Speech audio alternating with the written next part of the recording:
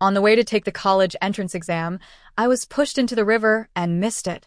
I also became infertile due to the cold I caught afterward. I was the one who ended the engagement with my future college fiancé, Michael Thompson, but he didn't agree and insisted on marrying me before going off to college.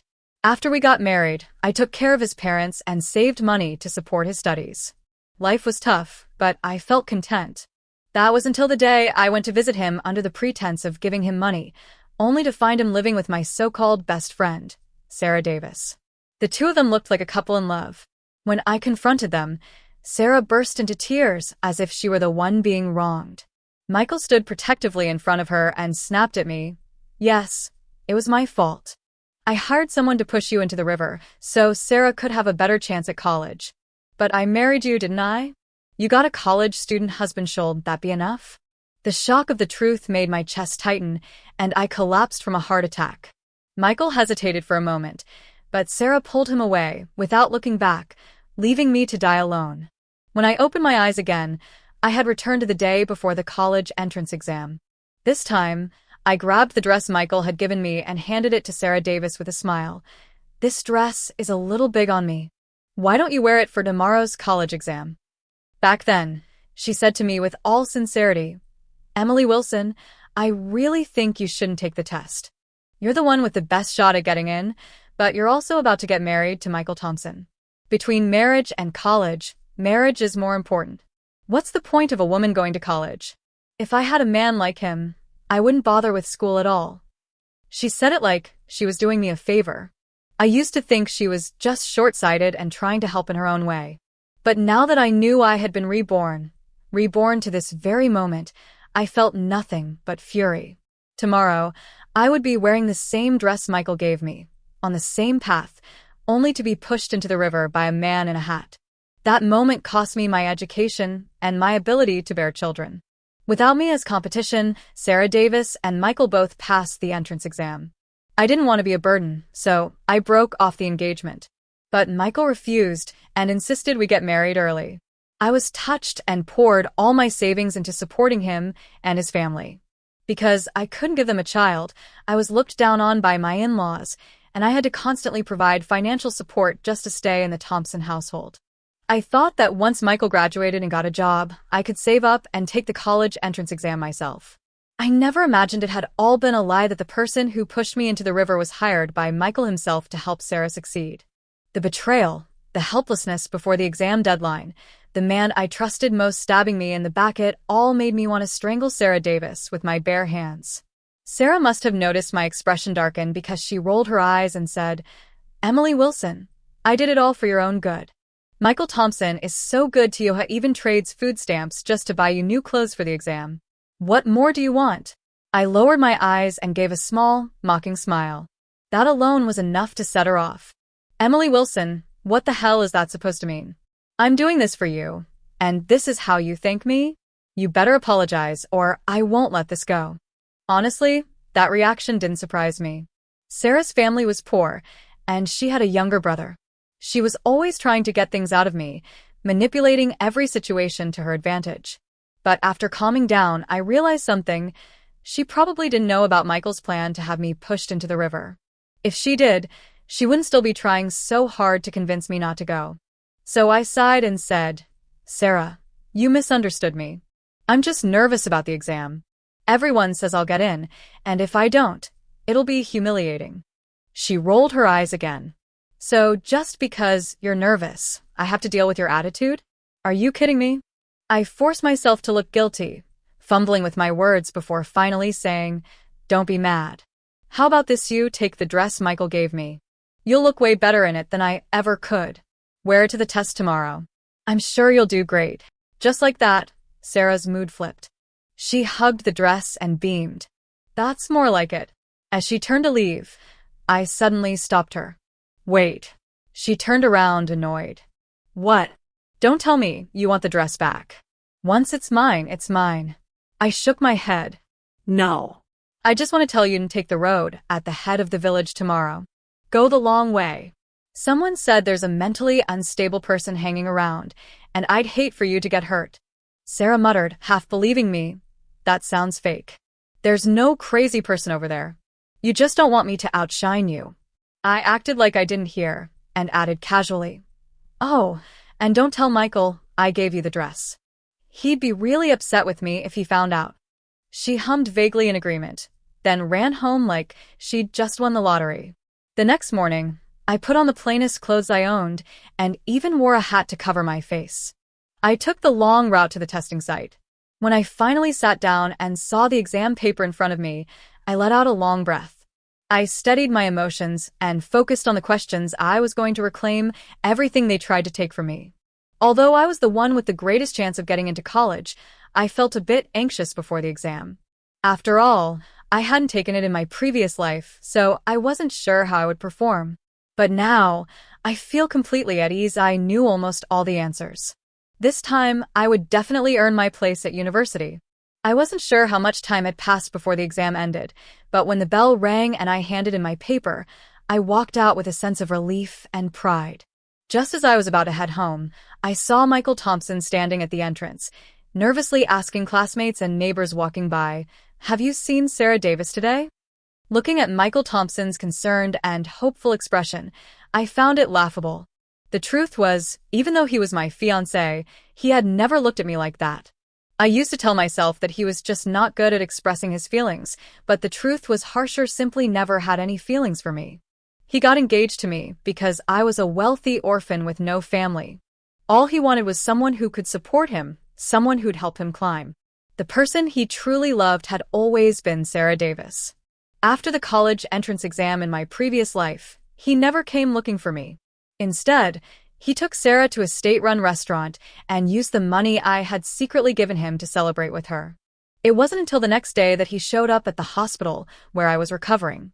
When the doctor told him I nearly drowned and that, because of the infection from falling into cold water during my menstrual cycle, I would never be able to have children, he barely flinched. There was a flicker of guilt in his expression, but the moment Sarah tugged on his sleeve, it vanished completely just like it had when I begged for my life during the heart attack. Back then, I was gasping, clutching my chest, pleading, "Save me. I'll give you a divorce. You and Sarah can be together." He hesitated, but then Sarah whispered to him, "She's lying to manipulate you. Dead is betterless mess. What if she exposes the truth about the exam or tells people about our affair? What if she demands her money back?" Michael looked at me, then back at Sarah, and in the end, he pulled his leg from my grasp and said coldly, "I know your type. You'll never leave quietly. I can't let Sarah take that risk. Her reputation matters, girl." Reputation matters? Does life not matter? Remembering all this, I lowered my head and waited for Michael to leave before quietly stepping out of the exam building. But instead of going home, I went straight to the hospital. I asked the doctor to examine my heart. I didn't want to die again of a heart attack. After a detailed checkup, the doctor smiled gently and said, "Your heart is perfectly healthy. What's most important is to stop overthinking. As long as you get rest and manage your emotions, you'll live a long life." His words brought a rare sense of peace to me. It confirmed what I had suspected last time. I died mainly because of overwork. I had pushed myself too far, trying to support Michael. Add the untreated illness from falling into the river, and the emotional damage from seeing them together, it was no wonder even a healthy heart gave out. But this time, I wouldn't let that happen. As I left the clinic, I heard whispers from the hallway. "Did you hear? One of the college candidates almost drowned pushed into the river. Can you believe it?" Yeah, it was a woman. Maybe a love triangle? Someone must have been furious. What a shame. The college exam can change your whole life. If she missed it, who knows if she'll ever get another shot. They say she still showed up and took the test after all that. I knew instantly they were talking about Sarah Davis. I bit the inside of my cheek to keep myself from laughing and pinched my thigh hard to stay composed. Putting on a look of concern, I leaned toward one of the women and asked, "Excuse me, what's the name of the candidate you're talking about? I'm a candidate too. Maybe I know her." The woman looked startled but replied, "I think it was someone named Xiao Xue, or maybe Sarah Davis. Something with snow in it. She's in the ward up ahead. You can check if it's your friend." I practically sprinted down the corridor and burst into the ward.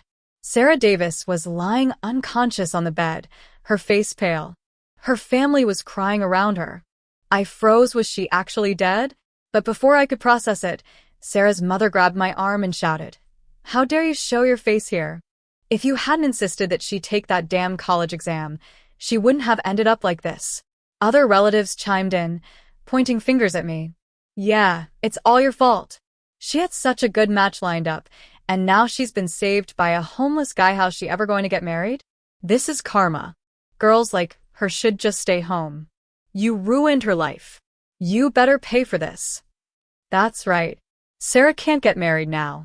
You should give her brother a dowry to find a wife. This is your mess, you fix it. Their words got more and more ridiculous. I rolled my eyes and said flatly, Sarah Davis is an adult. She wanted to take the college entrance exam on her own. That has nothing to do with me. If you're looking to blame someone, go find the person who pushed her into the river. Why are you all coming after me? Just because I'm an orphan and easy to bully? Is that all you know, how to doppic on the weak and suck up to the strong? And anyway, I told Sarah Davis a long time ago not to take the college entrance exam. With her intelligence, the chances of passing were low. What was I supposed to do if she didn't listen? Those words were like lighting a fire in a hornet's nest. Everyone erupted with angry voices, shouting the most vile things they could. If a few of them hadn't been too timid to act, I might have been torn apart on the spot.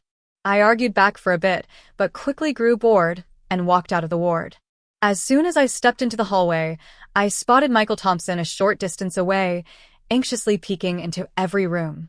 He must have gotten word quickly. I didn't know exactly what he'd heard, so I rubbed my eyes and faked the look of someone who'd just been crying. When he finally saw me standing there, clearly unharmed, he let out a sigh of relief. But then his face turned serious and he snapped, "If you were okay, why didn't you find someone to tell me?" I was worried sick. You never listen, always making enemies everywhere. I told you to lay low. If I hadn't heard from classmates that you were at the hospital, I would have gone crazy with worry. He kept going like a broken fire hydrant, non-stop and overwhelming. I just stared at him, not saying a word, like his voice didn't even register. It took him a moment to notice my red eyes. Maybe guilt caught up to him, or maybe he just wanted to save face. He sighed and softened his tone. "All right, don't cry. I wasn't trying to scold you. I was just worried. You know how it is, the deeper the love, the harsher the words. You understand that, right? What matters is you're safe. So, what if you miss a college exam? There's always next time."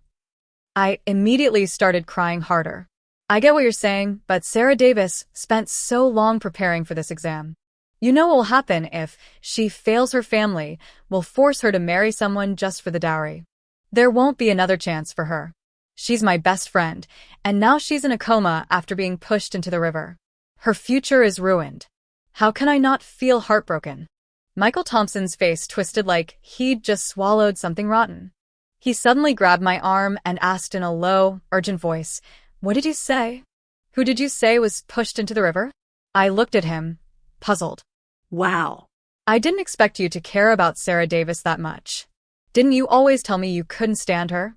He'd always made it clear, supposedly to avoid suspicion, that he didn't like her. And like a fool, I believed it. I even tried to get them to be friends, thinking I was doing something kind. Now I realize they must have found it hilarious. Michael's face grew awkward, but he quickly covered it up and said, "We're all classmates. Of course I care. Now tell me, what happened to Sarah Davis?"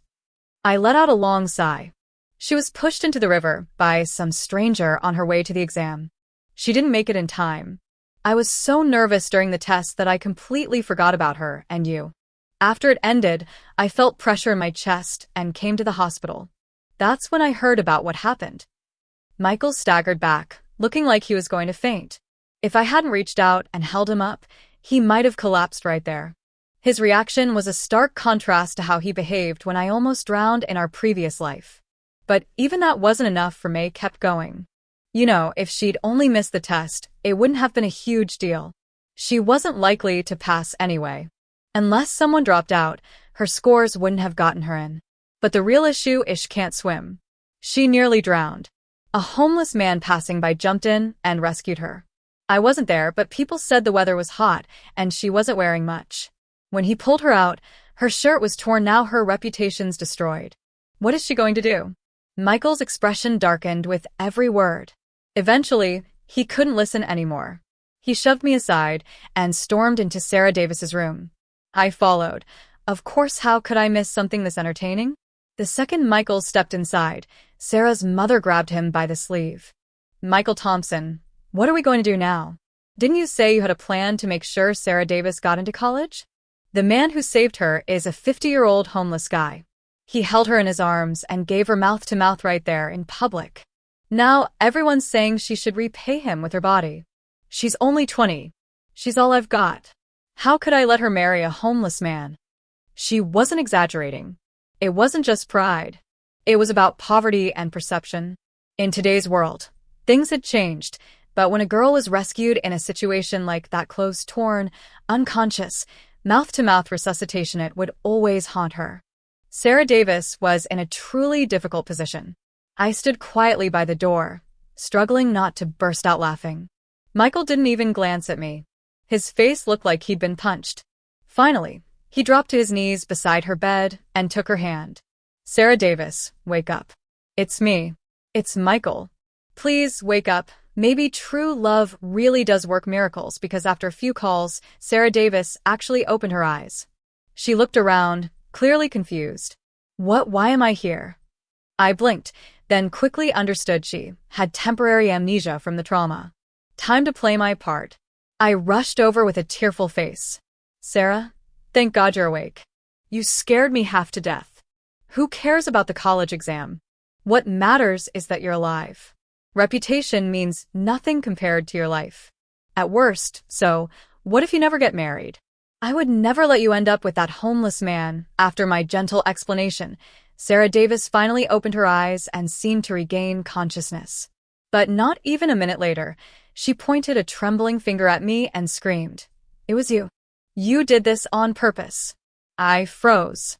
How is this my fault? Sarah's voice cracked as she nearly collapsed. You gave me that dress and the man called your name before he pushed me. He only let me go after I agreed to be you. If you hadn't made someone mad and purposely gave me your clothes, how would I have gotten dragged into this? The expressions of Sarah's mother and her relatives shifted immediately. They looked at each other, then turned on me again with renewed fury. So, it really was your fault. I was wondering why you'd suddenly be so kind and give her such a pretty, fashionable dress. What did Sarah Davis ever do to you for you to want to harm her? She's finished now. Her life is ruined. How could you be so vicious? I looked stunned and speechless on the surface, then slowly said, How can you pin this on me? First of all, the dress was brand new, and no one knew it was mine. Second, I didn't exactly give it to Sarah Davis, she basically took it from me. If anything, she pressured me into handing it over. Sarah's face turned red. Lies. You're making that up. I didn't argue. Instead, I sighed and added, and I told you yesterday not to go down that road. I warned you there was a mentally unstable man near the village entrance. If I was trying to harm you, why would I warn you? Her expression darkened, but she still tried to defend herself. That man's been there for years and no one's ever been hurt. You're just trying to twist things. I didn't refute her directly. I just looked at her and calmly asked, Then why did you respond when someone called my name? If it really was retaliation aimed at me, and you knew I'd offended someone, why step up and pretend to be me? That doesn't make any sense. And if I wanted you to fail the college exam, what could I possibly gain from it? You know I've always treated you well. The room went silent. Everyone had been shouting before, but now they just stared at each other. Even they had to admit me questions made sense. I had warned Sarah Davis. I had no reason to sabotage her. And why would she answer to my name if she didn't want to pretend to be me? Of course, I knew exactly why. Sarah and Michael had been scheming together for a long time. Their plan had always been to squeeze me dry to use my money, my family background, my everything. Michael got engaged to me to keep me tied down. And because I was considered a prize by many, people would call out to me on the street all the time, trying to make connections. To stop me from meeting someone else, Sarah often dressed like me and pretended to be me. That way, she could keep tabs on potential rivals and evaluate her own chances. I had known this deep down, but I trusted her. I believed that everything she did, She did for my own good. What a fool I was. But I wasn't the only one who figured it out. Michael understood too. His face changed as realization dawned, but he quickly masked it with anger and pointed at me. Shut up. This is still your fault. Sarah Davis is the one suffering because of you. And instead of apologizing, you're here making excuses? As your fiancé, I'm telling you now you have to take responsibility. Since Sarah missed the exam because of you, you should give her your spot. Let her go to college in your place. And you marry the homeless man she was supposed to end up with. Sarah's family immediately lit up with joy, as if they'd won the lottery. But I didn't agree or refuse. I just sighed and said calmly, the real criminal here is the one who pushed Sarah into the river. Don't worry, Ivy already called the police. They'll find the culprit and make them take responsibility. Michael's face turned pale. You called the police?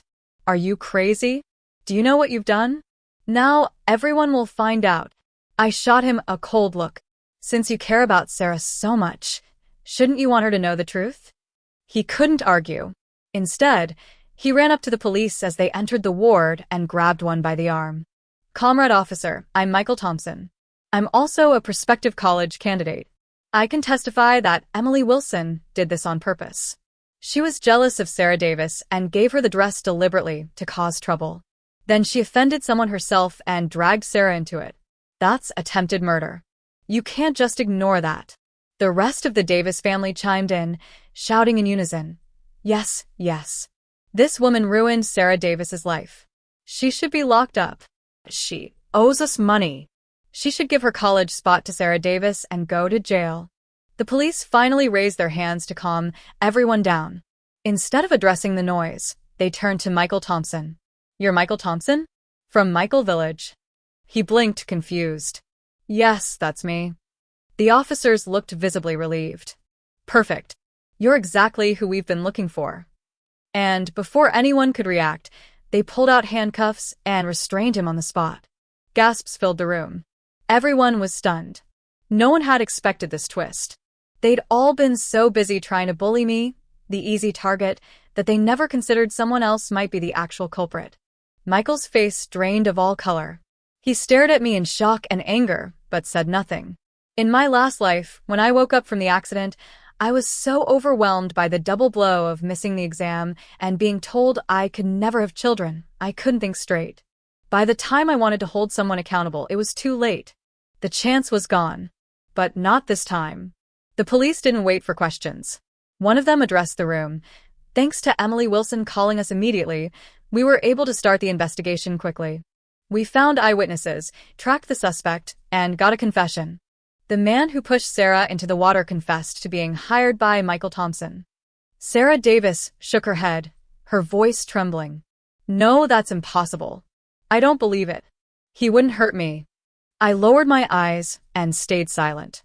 It seemed that Sarah Davis had completely forgotten the man had called my name before pushing her in, so technically, she suffered in my place. But if she didn't remember herself, I certainly wasn't going to remind her because, after all, that had been my plan all along, to redirect the danger. The police explained everything calmly, presenting the testimony they had gathered.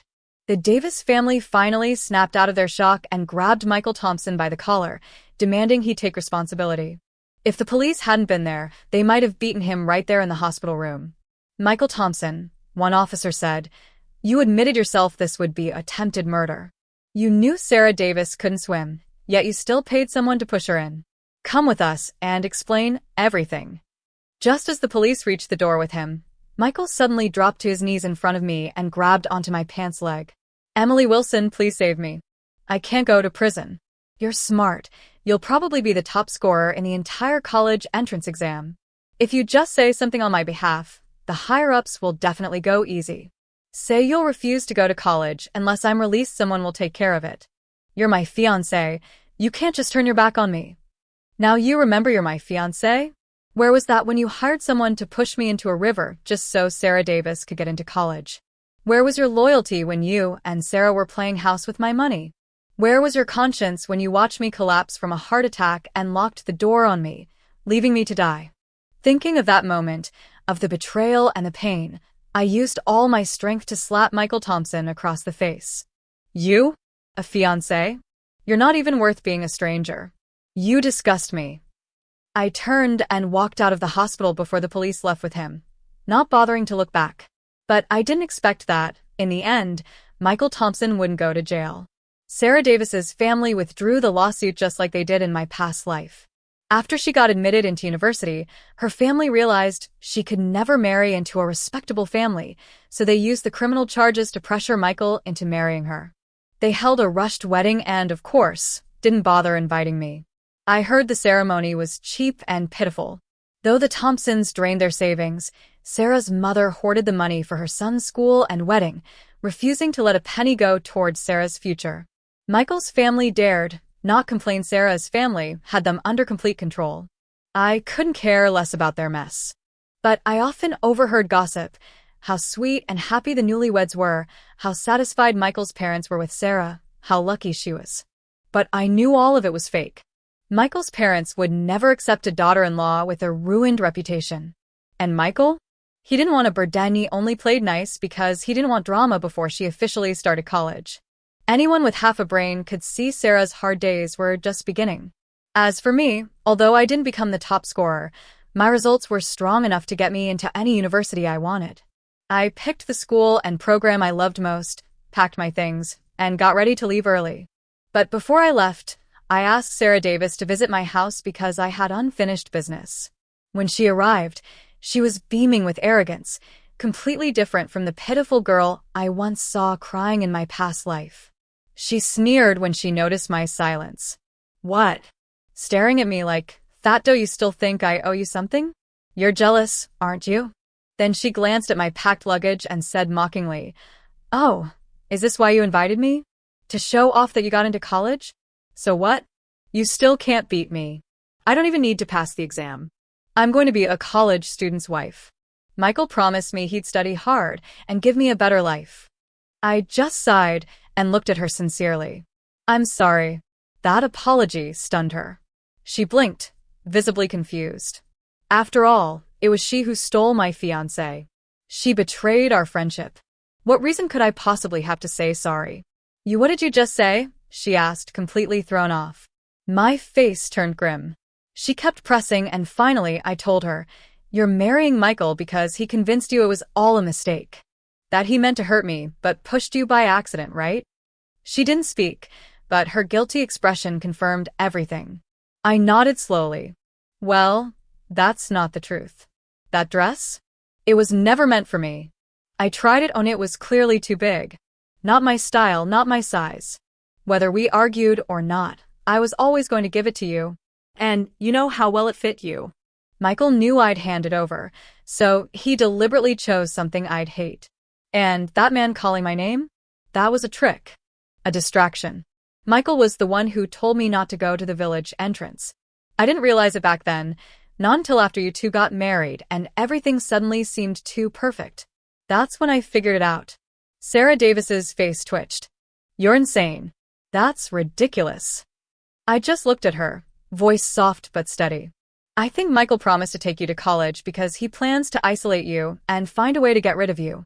Her entire demeanor changed. "You're lying. You're trying to stir up trouble. I won't fall for it." I didn't react, just gave her a pitying look. "I know you don't believe me. That's okay.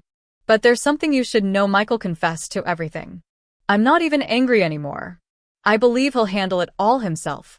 That's why I seemed cold with you before the entrance exam. I never expected that Michael Thompson's way of dealing with things would be so brutal. Actually planned to drown you." Sarah Davis turned pale, but she still shook her head in denial. "That's impossible. I don't believe you. Michael's always been good to me." I cut her off coldly. "Good to you? Do you honestly believe a man would love a woman who's had intimate contact with another man? You think there are men lining up to take care of someone who's a burden? If you don't believe me, go home. Eavesdrop. See what Michael and his parents say about you behind your back. Go ahead, believe every sweet word from Father Michael, Mother Michael, and your perfect Michael Thompson." Sarah didn't respond. Her body wavered, and she stumbled away without another word. I picked up my luggage and followed her, silently and without hesitation. I watched as she stormed into the Thompson house. Moments later, her voice erupted in rage from within, screaming, furious, betrayed. Michael Thompson, you did this on purpose. You tried to get rid of me. Just because I'm not some college girl and I have a family you think is trash, I'm not worthy of you? I should have let you rot in prison. You should have been locked up for life. I didn't hear Michael's voice, only the sharp, defensive responses of his parents, though their voices were lower. I could barely make out bits and pieces. Not innocent, tainted, kissed by another man, greedy family, not as good as Emily Wilson, never worthy of our son. I didn't stay to hear more. I had no interest in getting dragged into their chaos again. I quietly turned and walked away. When I arrived at university and began my new life, news slowly trickled in from former classmates. Apparently, after their massive argument, Michael and Sarah made up quickly, but Sarah had changed. She grew paranoid. She started eavesdropping constantly, and one day overheard something she was never supposed to hear. Michael's parents and Michael himself, planning again. This time, the target was her. They wanted to get rid of her quietly, cleanly. Michael had taken her to a new city under the pretense of school, but really, he hoped she'd die along the way, far from home. Alone. Crushed by the realization, betrayed by the man she thought loved her, Sarah Davis snapped. She grabbed a knife. Michael Thompson died on the spot from multiple stab wounds. His sinful life ended in a pool of blood. Michael's parents survived, but barely. Their lives would never return to normal. With no son to care for them, their days ahead looked bleak and bitter. Sarah Davis was arrested for murder. She was sentenced to death for intentional homicide. Not long after her execution, I received a letter. It was from her.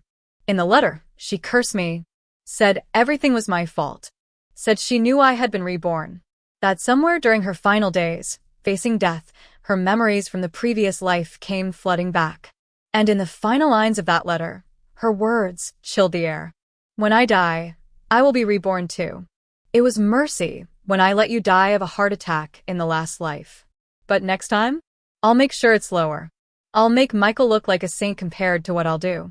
You and the Thompson family will suffer 1,000 times more. I'll drag you down with me again and again. I stared at her twisted words, at the madness leaking through every stroke of her pen. And then I laughed. What kind of soul, soaked in evil and jealousy, truly thinks they deserve a second chance? What kind of person commits so many unforgivable sins and still dreams of reincarnation? Wishful thinking at its most pathetic. I crumpled the letter in my fist, tossed it into the trash, and went back to my desk. Because in this life I wouldn't waste another second looking back. I had work to do. I had a future to build. And this time, I was doing it for me.